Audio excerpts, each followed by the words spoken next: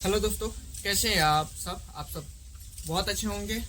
आप सबका स्वागत है हमारे यूट्यूब चैनल दे तो दे स्टडी में। तो चलिए आज आप लोगों को हम बताने वाले हैं क्लास 10th का मैथ और अध्याय जो है एक और अध्याय का नाम है वास्तविक संख्या का प्रश्नावली जो है 1.1 है।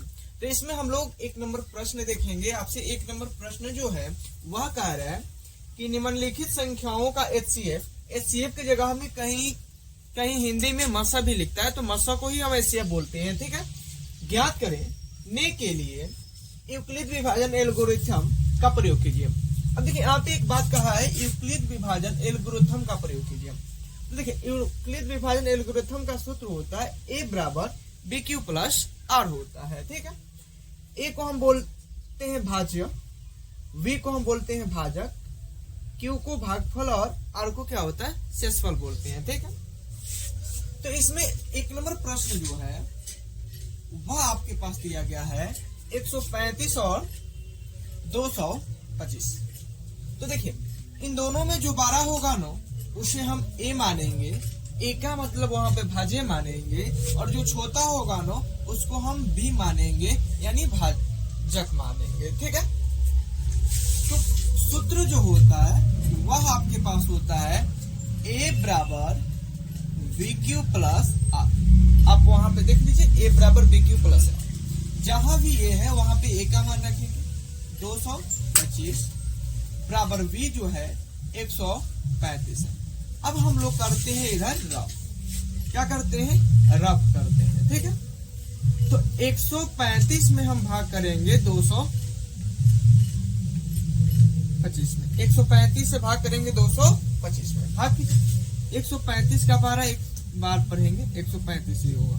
5 में से 5 गया 0, 12 में से 3 गया 9 और यहाँ कट गया।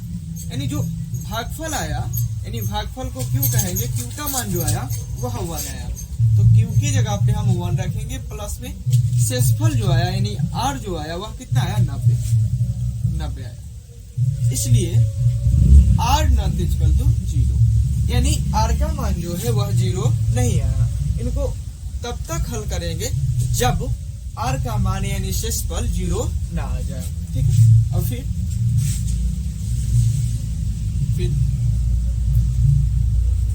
अब यहां से हम करते हैं, आप एचसीएफ छोटे होंगे जब सीखे होंगे कि जब शेष बचता है उसको ऐसे कर जिससे भाग किए होते हैं उनको अंदर ला देते हैं, जिससे भाग किए होते हैं उनको अंदर ला देते हैं। अब देखिए ए का काम कौन करने लगा 135 और वी का काम कौन करने लगा 90, यानी जो शेषफल आया था वही बी का कार्य करने लगा।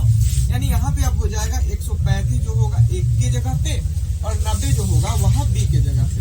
अब 90 के पहाड़ में 135 तो है नहीं, तो 90 कम 90 घटाएंगे, यहाँ पे 5 ही होगा, 13 में से 9 गया कितना बचेगा 4, यानी यहाँ पे क्यू का मान जो आ गया वो आया 1 अब प्लस आर का मान जो आया वह आया 45। इसलिए यहाँ पे हम लिख लेंगे आर नॉट इक्वल टू 0, यानी आर का मान 0 नहीं आया।